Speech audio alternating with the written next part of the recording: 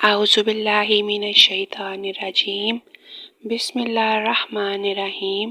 السلام علیکم ورحمۃ اللہ وبرکاتہ۔ رب اشرح لی صدری ویسر لی امری واحلل عقدۃ من لسانی یفقہوا قولی۔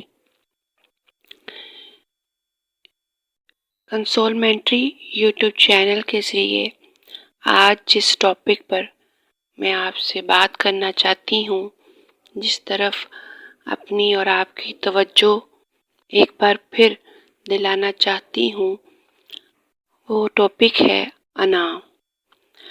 بیسیکلی آپ اور میں جانتے ہیں کہ انا میں کو کہتے ہیں۔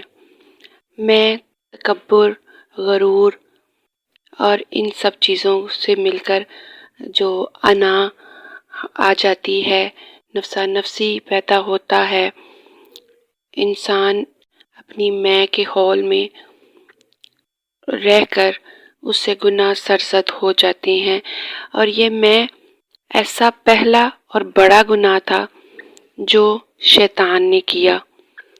اس وقت فرشتہ تھا، بہت عبادت گزار تھا، اس نے اور کچھ نہیں کیا، اس کے اندر میں آ گئی کہ میں نے سجدہ نہیں کرنا۔ میں اس جو ہے موضوع کے اوپر تھوڑی یہ روشنی ڈالنا چاہتی ہوں کہ میں پیدا کیسے ہوتی ہے۔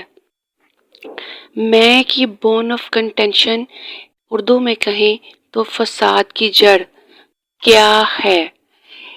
یعنی ہر چیز کے پیچھے ایک پس منظر ہوتا ہے نا، کوئی نہ کوئی دو تین چیزیں مل کر جو سامنے چیز آتی ہے ابھر کے، وہ جس کو ہم انا کہتے ہیں، اس کے اندر کون کون سے ایلیمنٹ موجود ہوتے ہیں، تو ان سب کا مجموعہ مل کر ایک انا انسان کے اندر جو ہے وہ پیدا ہوتی ہے، اور پھر آہستہ آہستہ ہمارے نفس کے اوپر ہماری انا سبقت لے جاتی ہے۔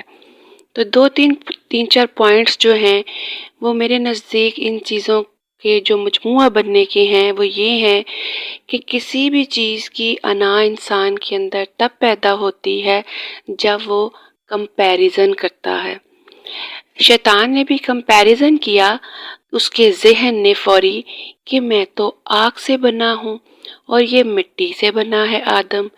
اسی طرح شیطانی طرز فکر پر دنیا میں ہم لوگ بھی جو بھی انا ہمارے اندر بنپتی ہے، اس کے پیچھے کہیں نہ کہیں کمپیریزن آ جاتا ہے۔ اس کو اتنا ملا، اس کے پاس یہ ہے۔ جیسے مثال کے طور پر عورتوں میں یہ بہت کامن ہو جاتا ہے کہ اس کو زیادہ اہمیت ملی، مجھے کم ملی۔ یہ بیٹا بیٹی میں، نند بھابھی میں، مردوں میں، عورتوں میں یہ بہت زیادہ کمپیریزن آ جاتا ہے۔ مثال کے طور پر دو دکانے والا ہے، انہیں ایک دوسرے میں کمپیریزن آ جاتا ہے۔ دو تنہا دار نوکری پیشہ بندے ہیں، ان کے دل میں شیطان یہ ڈالتا ہے، کمپیریزن آ جاتا ہے کہ میں بھی اتنا پڑھا لکھا ہوں، میں بھی اتنی محنت کرتا ہوں، لیکن میرا کام جو ہے وہ اس قدر نہیں ہے، یا میرا کام بہت زیادہ اچھا ہے۔ تو اس کے اندر جو آتی ہے وہ میں کے پیچھے ہماری جو فساد کی جڑ ہے وہ کمپیریزن آ جاتا ہے۔ کمپیریزن آتا ہے تو انسان کو ساتھ ہی دوسرے نمبر پہ کمپلیکس ہونے لگ جاتا ہے، اپنی یا تو برتری کا یا کمتری کا۔ اس کے بعد ہے کہ رشک ہونے لگ جاتا ہے۔ بعض چیزیں ہمارے پاس نہیں ہوتی اور ہم ان کی تگو بھی کرتے ہیں، لیکن وہ ہمارے نصیبوں میں نہیں ہوتی، اللہ تبارک تعالیٰ کو بہتر پتہ ہے۔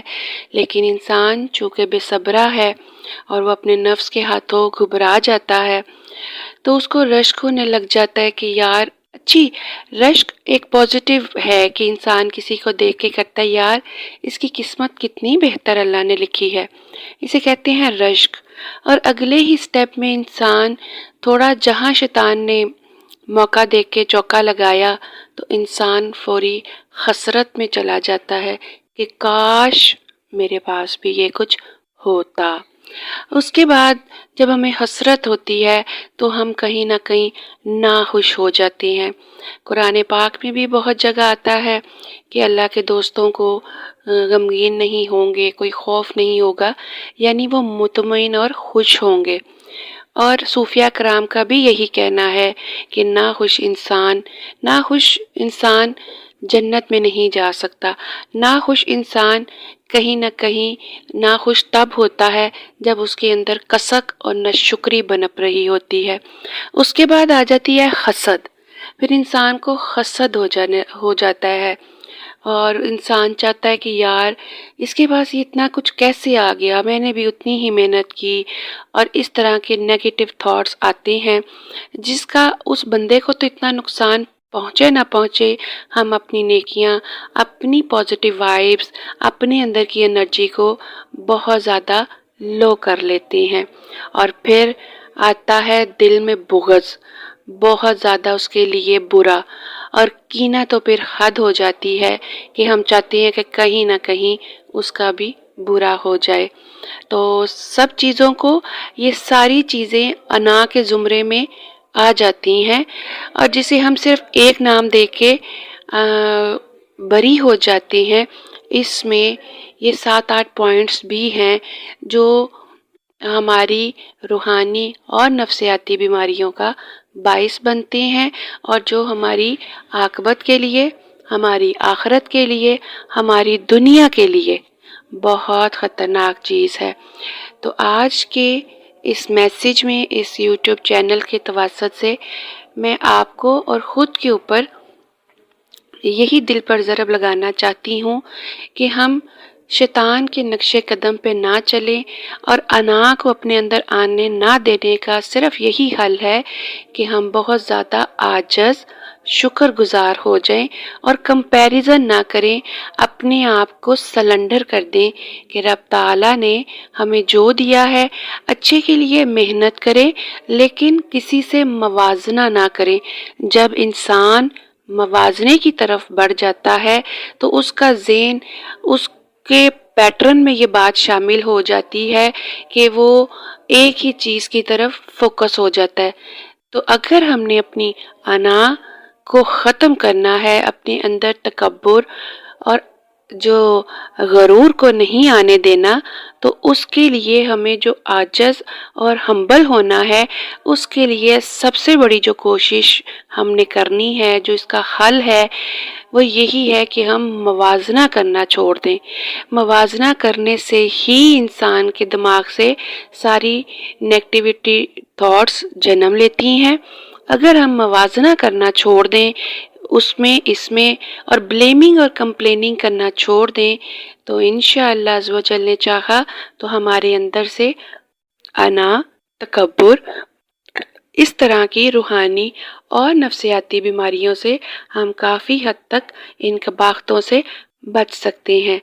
اللہ تعالیٰ سے دعا ہے کہ اللہ تعالیٰ ہمیں عاجز و انکسار بنائے، اور ہمارے اندر سے انا، تکبر، ریاکاری، بغض، کینہ، حسد جیسی کبیرہ گناہوں کو ہم سے دور کر دے، اور اگر ہم سے غیر دانستہ طور پر، لاشعوری طور پر یہ ہو جائیں تو رب تعالیٰ سے دعا ہے کہ اللہ تعالیٰ ہم آدم کی اولاد بن کر ہڈ دھرم نہ ہوں، بلکہ بار بار توبہ استغفار سے رجوع کر دوبارہ اللہ کے سامنے پاک صاف ہونے کی کوشش کریں۔ اللہ تعالیٰ ہم سب کا حامی و ناصر۔ دعاؤں کی درخواست۔ السلام علیکم ورحمۃ اللہ وبرکاتہ۔